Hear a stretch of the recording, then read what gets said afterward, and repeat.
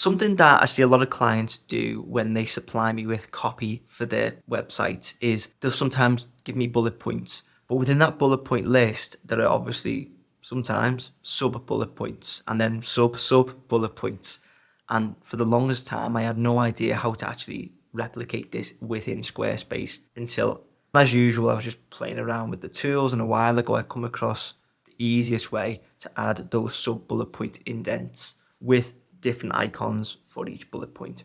And I thought, well, why not just share it with you guys? So this is how to add sub bullet points and sub bullet points to your Squarespace website. So let's say we're going to go into our editor and we have a bullet point list. So I'm just going to copy and paste this a few times like so. And just to make it not so bloody garish, let's make it smaller. There we go. Okay. So let's make it bold as well so you can actually see it. Right, there's our bullet point list. Now, to make sub bullet points, which is useful in a lot of websites, I've had a few clients that want this.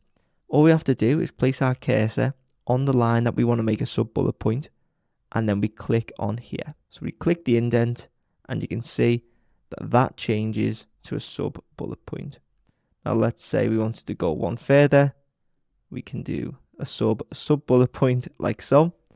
To differentiate again, you see that becomes a square, and there we go. So I think you only have 3 degrees of separation. So if I was just to go 1, yeah, okay, it doesn't change once you do that, but I guess it doesn't really matter too much. If you did need to differentiate again, just by doing the indent, you can, but the actual symbol doesn't change.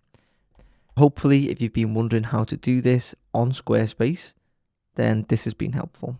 If it has, please make sure to leave a like, hit subscribe, and check out all of the Squarespace resources in the description below.